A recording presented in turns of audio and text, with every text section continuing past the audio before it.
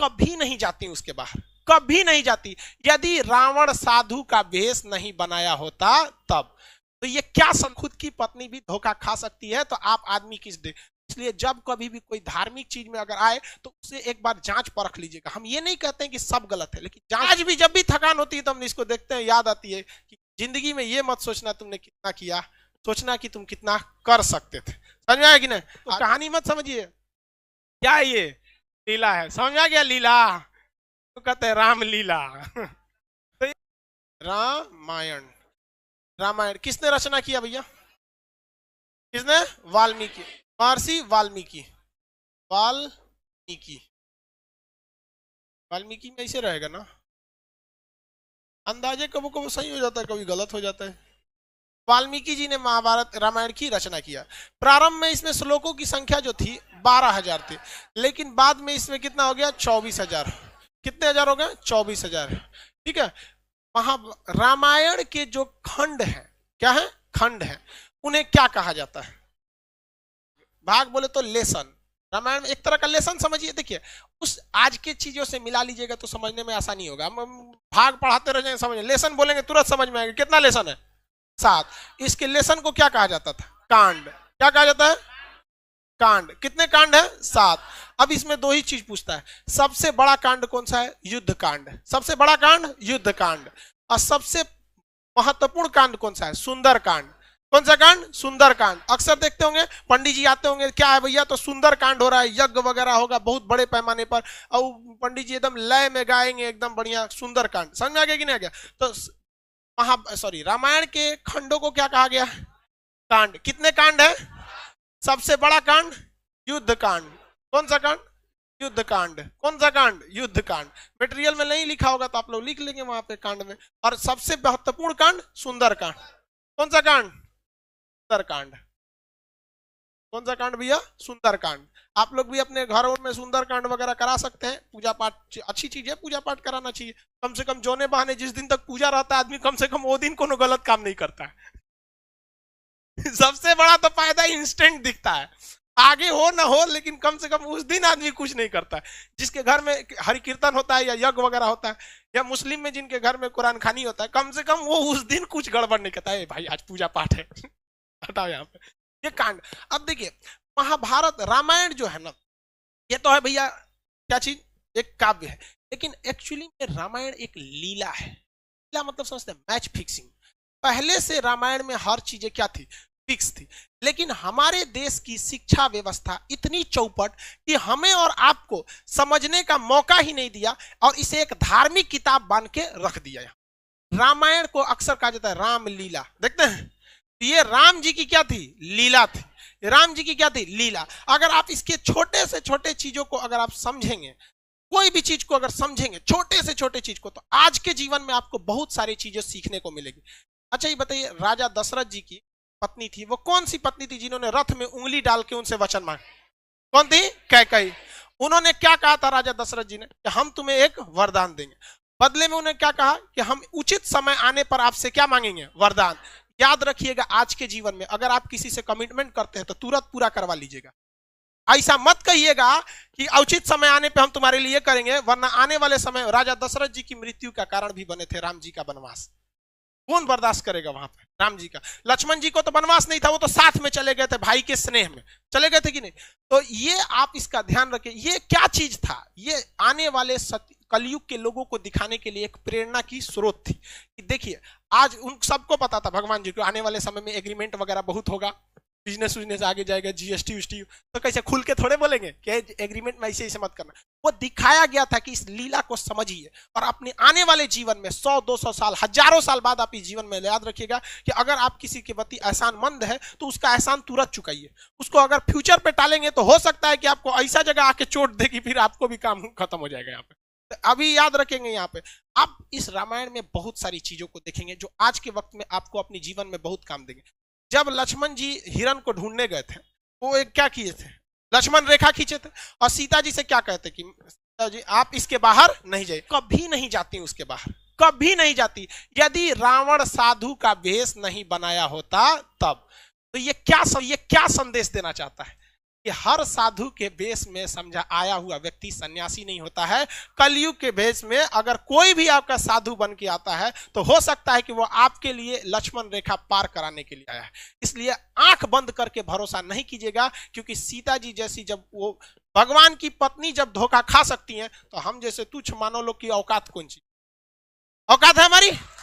और आज भी देखिए आपको तांत्रिक लोग किसी किसी नाम पे आपको ठगेंगे।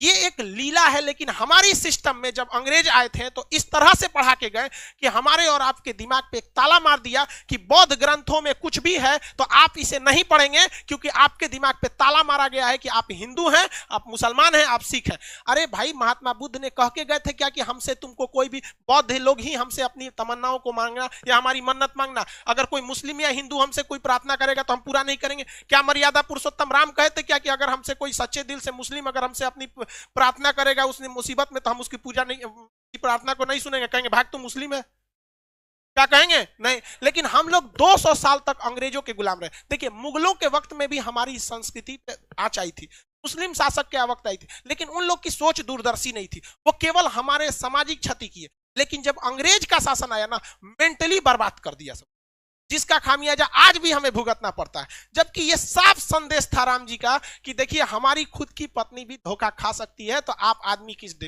इसलिए जब कभी भी कोई धार्मिक चीज में अगर आए तो उसे एक बार जांच परख लीजिएगा। हम ये नहीं कहते हैं कि सब गलत है, लेकिन जांच परख जरूर लीजिएगा। जब लंका में जाया जा रहा था तो लंका में जब जाने के वक्त में भी देखिएगा, जब वानर लोग पुल बना रहे थे, वानर लोग क्या बना रहे थे? पुल बना रहे थे, तो उसमें गिलहरी भी ईंटा लेके ढोती थी सब। अब गिलहरी की औकातें कितना, इतनी इतनी ईंटा लेके घूम रहे थे, देखो बंदर उठा के फेंक दिया गिलहरी को, क्योंकि भाग यहाँ से डिस्टर्ब करने आई है यहाँ पे। तो राम जी के पास गिरी थी और उसको चोट लग गया, तो राम जी अपने उंगली से ऐसे सहला दिए थे, तो गिलहरी के ना पीठ पर आप देखेंगे ना 3 ठो निशान होता है, गिलहरी के पीठ पर 3 निशान होता है। तो ये कहा गया कि राम जी का ये क्या है? निशान है। और राम जी ने अपने जीवन का सबसे बड़ा उपदेश उस बंदर को बुला के दिए थे, वानरी सेना को, कहते इधर आओ, सबका क्लास लिए थे, चलो सब लोग यहाँ पे, मारा कैसे वहां पे। और उन्होंने, राम जी गुस्सियाने वाले नहीं थे, लक्ष्मण जी इतनी भड़कीले टाइप के थे, नाके काट दिए सुपने खा। आज भी हर लड़की किसी भी लड़के को प्रपोज करने से डरती है, क्योंकि उसको याद है ससुरा हमारा एक बार रामायण के समय लक्ष्मण जी काट दिए थे। लड़का डरता है कि कहीं तमाचा मत मार दे, लड़की डरती है नकिए मत काट दे। खैर ये मजाक वाली बात है, इसको सीरियस नहीं। तो राम जी ने क्या कहा था कि देखो, मायने ये नहीं रखता है कि तुम कितना किए हो, मायने ये रखता है तुम कितना कर सकते हो। बंदर लोग जो है वानरी सेना, तुम्हारी क्षमता ज्यादा है, तुम बड़े बड़े पत्थर को उठा सकते हो, लेकिन गिलहरी ने उतना बड़ा पत्थर उठाया जितनी इसकी औकात थी। इसलिए अगर कामयाब होना चाहते हो तो ये मत सोचना आज के समय में कि तुमने कितना पढ़ाई किया, बल्कि अपने आप से पूछना कि आज हम कितना पढ़ सकते थे। समझ में गया? इसलिए हम आज भी इस गिलहरी को अपने पास रखते हैं। जिस दिन हमको थकान होने लगती है, हम इसको देखते हैं तो राम जी की बात याद आती लगती है कि ये मरा हुआ जिंदा इसमें रहेगा। हमको आज भी जब भी थकान होती है तो हम इसको देखते हैं, याद आती है कि जिंदगी में ये मत सोचना तुमने कितना किया, सोचना कि तुम कितना कर सकते थे। समझ में आया कि नहीं? आज हमारा 6 मिलियन हो गया, 6 मिलियन कल ही हो गया था, रात में हो गया था कल ही। आप हम सोचे बताएं आप।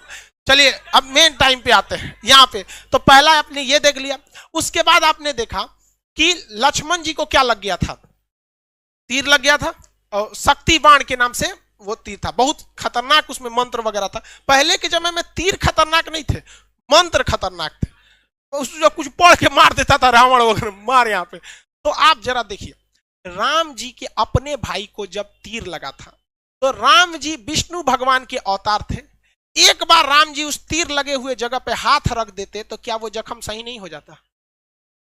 हो जाता कि नहीं? लेकिन राम जी तो भैया ठहरे भगवान, उन्हें पता था कि आने वाले कलयुग में बहुत सारे ऐसे तांत्रिक घूमने लगेंगे जो कहेंगे कि मर्यादा पुरुषोत्तम राम ने जो मंत्र पढ़ा था, मैं उसी मंत्र को पढ़ के आपके AK-47 का गोली लगा है साफ कर देंगे, बिच्छी काटा है साफ कर देंगे, सांप काटा है साफ कर देंगे। इसलिए राम जी अपने भाई को तड़पते हुए छोड़े और कहें हनुमान जी को कि जाइए आप हिमालय से संजीवनी बूटी लाइए, जो हनुमान जी को दिखाता है कि यदि समय रहते अगर आप मेडिकल सुविधा ला सकते हैं। आज के समय में अगर आप देखेंगे, मजाक में सेंस में ना लेंगे तो आज के समय में वो एम्बुलेंस को दर्शाता है, आप इसे मजाक के सेंस में ना लेंगे तो आज के समय में एम्बुलेंस को दर्शाता है और मेडिकल दवाओं को दिखाता है कि अगर आपको कोई तकलीफ है तो आप तुरंत जाइए डॉक्टर के पास, देर मत कीजिए और दवाइयां लाइए। वरना राम जी को क्या, आपको क्या लगता था राम जी के पास शक्ति ना है? अरे भाई साहब बड़का बड़का लीला करके यहाँ पे वहां जो दिखाता है। लेकिन आज के समय में हम लोग, क्योंकि भारत अंग्रेजों को पता था कि भारतीयों का शास्त्र में ऐसा चीज है कि अगर ये सचुरा पूरा अच्छा से जान जाएगा सब ना,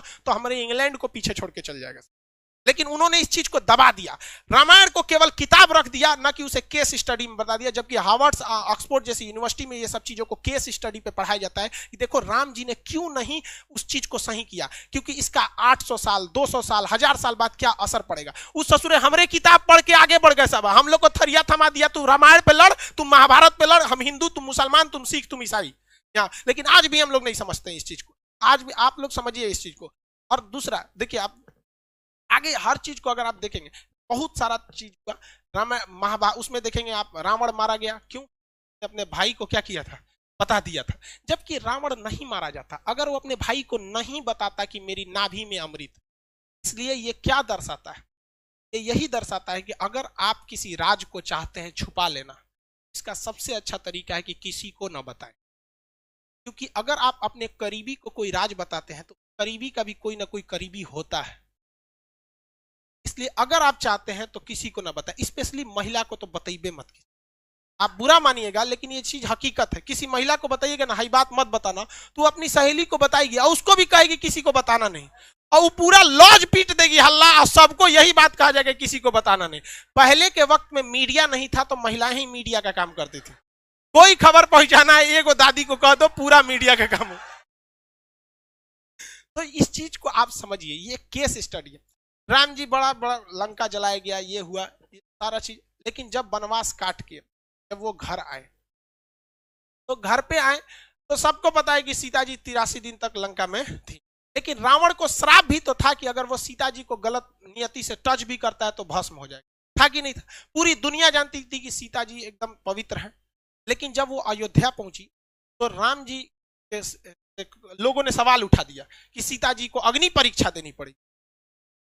सवाल उठाया गया था कि नहीं उठाया?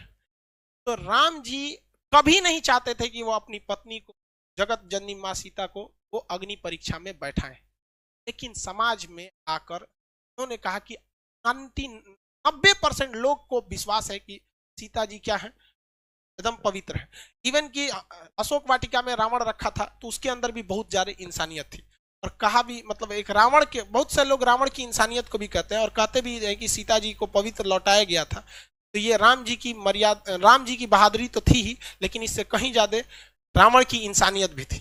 और जो दशहरा के दिन रावण को जलाते हैं तो एक कोटेशन आता है, ये रावण भी बोलता है, मुझे आग लगाने वालों जरा ये बताओ इस भीड़ में राम कौन है। लेकिन हम लोग दशहरे में उस रावण को जलाते हैं। हकीकत देखिएगा तो उससे नीच और आदमी आज हम लोग बन के बैठे, हम लोग से कहीं ज्यादा इंसानियत उस रावण में था उस वक्त में।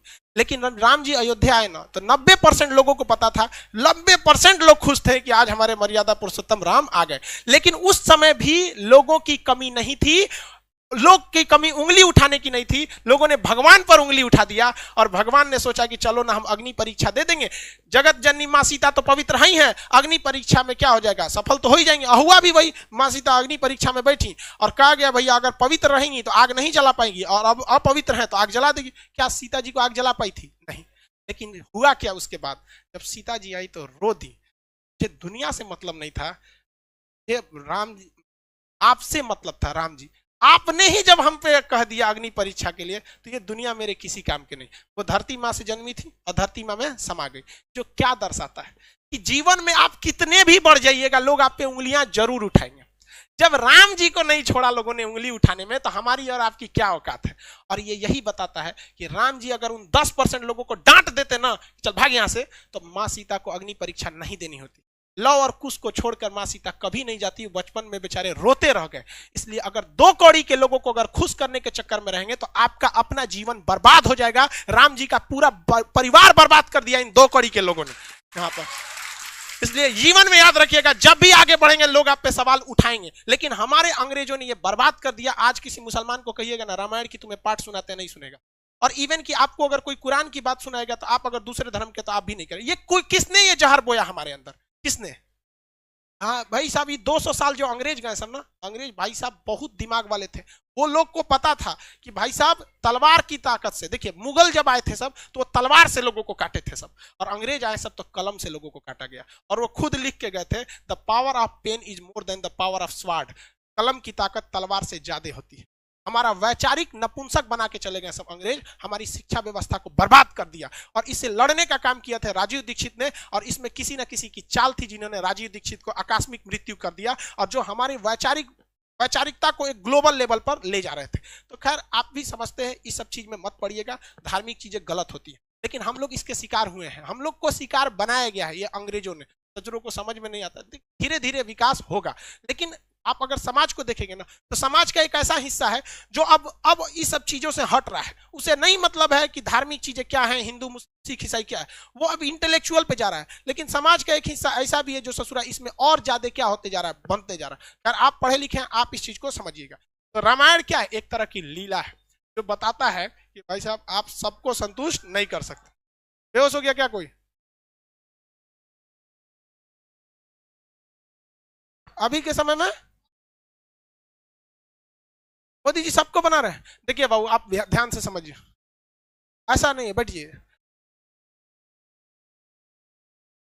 देखिए आप अगर आप पॉलिटिकली देखिएगा तो शायद हम और आप भी अगर प्रधानमंत्री रहेंगे ना, तो शायद बहुत मुश्किल हो जाएगा हमारे और आपके करने के लिए। क्योंकि वहां बैठे हुए आप लोग, आप जैसे सोचिए, वहां बैठे आपको बैठने के लिए सीट नहीं मिला है, यहाँ लड़के जमीन पे बैठे हैं, आपकी शिकायत है गेट खोलना, लेकिन सब अपनी शिकायत जानता है। किसी को पता हमारा सामने तकलीफ कौन सी। तो जब आप एक बड़े लीडर हो जाते हैं ना, एक और रही बात मोदी जी की, कहते हैं कि मोदी जी भी मतलब ये कर रहे हैं, सबसे बड़ा इस देश में करप्शन का काम किसने किया था? अंग्रेजों ने किया था। देखिए ध्यान से, उन्होंने किस तरह से चोट किया था। उन्होंने क्या किया कि जब भारत में कहीं भी गलत काम होता था और कोई भी व्यक्ति उस गलत काम के खिलाफ आवाज उठाता था, तो उसके घर को जला देते थे सब अंग्रेज, और उनको अंडमान निकोबार में ले जाकर फांसी दे देते थे सब। और ये काम उन्होंने 200 साल तक किया। 200 साल में 4 पीढ़ियां आ जाती हैं, क्योंकि एक पीढ़ी व्यक्ति की लगभग 50 मानी जाती है कि 50 साल के बाद आदमी किसी काम का नहीं रह जाता है। तो 4 पीढ़ियों के अंदर अंग्रेजों ने थोड़ा थोड़ा स्वीट पॉइजन देते गए कि तुम गलत के खिलाफ आवाज मत उठाओ, मत उठाओ, मत उठाओ, तुम्हारा घर तोड़ दिया जाएगा, घर जला दिया जाएगा, फांसी दे दिया जाएगा, जेल डाल दिया जाएगा। 4 पीढ़ियों के बाद जब हमें आजादी मिली तो हमारे अंदर वो डीएनए में ये डर घुस चुका है। हमारे सामने हमारे गांव का 2 कौड़ी का मुखिया नाली बनाता है तो उसमें 12 का सीमेंट का मसाला डालता है, लेकिन हम आवाज नहीं उठा पाते हैं। अगर हर गांव से आवाज उठने लगे तो किसी के बाप की औकात नहीं जो गलत काम कर सके। करप्शन तो हम लोग बढ़ाते हैं, हमें डर है। हम सवाल उठाते हैं अपने प्रधानमंत्री पे, हम सवाल उठाते हैं मुख्यमंत्री पे, अपने पे सवाल उठाएं कि हमारी औकात नहीं है कि हम अपने मुखिया के सामने आवाज उठा सके। और ये जो लोग कहते हैं करप्शन वाले, ये गांधी को गाली देते हैं। गुलामी में वही गांधी था जो अंग्रेजों की महारानी के खिलाफ आवाज उठा दिया था कि तुम गलत हो, और हम लोग अपने मुखिया के खिलाफ आवाज नहीं उठा पाते। ये वैचारिक नपुंसक बना के चले गए अंग्रेज हमें। हाँ। ये हम आप उठा सकते हैं। आपको नहीं पता आपके गांव में ऐसे मुखिया ने गलत काम किया, सड़क का पैसा लूट लिया, आपके सामने लिखा, लेकिन पूछ सकते हैं? नहीं पूछ सकते। आप पूछेंगे क्यों? नरेंद्र मोदी से, क्योंकि पता है कि वो कुछ नहीं कर सकता है। आपको लोकतंत्र में रहते हैं, लेकिन मुखिया के सवाल नहीं पूछ सकते। जानते हैं मुखिया कल को उठवा लेगा आपसे, उठवा लेगा कि नहीं उठा लेगा? आप नीतीश कुमार को गरिया देते हैं क्योंकि जानते हैं कि वो बेचारा, उनको संविधान ने हाथ बांध के रखा है, कुछ नहीं कर सकता है। अपने गांव के वार्ड मेंबर को कुछ नहीं कर सकते। उठा लेगा, राते को धो देगा 4 लाठी, शांत दे देगा, और सब गांधीगिरी निकल जाएगा वहां। जिस दिन भारत के 120 करोड़ 130 करोड़ लोगों के 260 करोड़ हाथ एक साथ अगर उठ जाए करप्शन के खिलाफ, किसी के बाप की औकात नहीं है जो भारत मां का 1 रुपया लूट के दिखा सके। लेकिन हम लोग क्या कर सकते हैं? हमारे जैसे टीचर ज्यादा जान फड़फड़ाएगा तो मरवा देगा सब ससुरा हमरों को। ज्यादा राजीव दीक्षित भी अंग्रेजों के खिलाफ ऐसे ही उड़ रहे थे। वो 200 साल पहले की चीजों को उठाए थे, हमारे उड़ा देगा सब। यहाँ पहले ही 6-7 गो बम चल चुका है। लेकिन ऐसा नहीं है हमारे। आप देखिए, बम चलने से पहले भी जो मेरी विचारधारा थी और आज भी वही है। हम जितना हो सके अंग्रेजों ने जो जहर दिया था उसको निकालने का हम काम करेंगे। आखिरी सांस तक जब तक रहेगा, इन अंग्रेजों की जो वैचारिक गतिरोध हमारे साथ दे के गए हैं उसे निकालने का कोशिश करेंगे। एक भी भारत मां के संतान को अगर हम सही रास्ते पर लाएंगे तो हम समझेंगे मेरा जीवन सफल हो गया। ये आपका कर्तव्य बनता है, आप इसे आवाज उठाइए। और आज कोई कुछ नहीं कर सकता है, कोई कुछ नहीं कर सकता है। अरे भाई अंग्रेज जब हम लोग लड़ के गुलामी ले लिए, गुलामी से आजादी हो गए, तो मुखिया कौन चीज। लेकिन आप इसके खिलाफ आवाज नहीं उठाते हैं। आवाज तब उठाइएगा जब आप अपने गांव को सुधार सकते हैं, तब जब आप अपने गांव को सुधारने में तकलीफ होती है। अरे देश के प्रधानमंत्री को देश सुधारने में कितनी तकलीफ होती है, बहुत टाइम लग। किसी की बात करते हैं, हमको मोदी जी से कोई एक वीडियो बनाए थे हम, लड़का कमेंट किया था सर आप मोदी जी के भक्त हो गए, तो नीचे एक लड़का उसका रिप्लाई दिया था, कल वाला वीडियो देख लो। हम मिडिल वाला काम नहीं करते, हाँ या ना। जब जब कोई गलती सरकार से होती है, किसान आंदोलन, किसी चीज हम सीधा विरोध कर देते हैं, चाहे अगर गलत है तो गलत, सही है तो सही। बीच वाला रास्ता हम अंग्रेज वाला काम नहीं करते हैं, तू नहीं होता है। आप भी आवाज उठाइए। तो आप मेरे ख्याल से आप रामायण समझ गए, हाँ, इसको कहानी मत समझिए, क्या है ये लीला है, समझ आ गया लीला, तो कहते हैं राम लीला।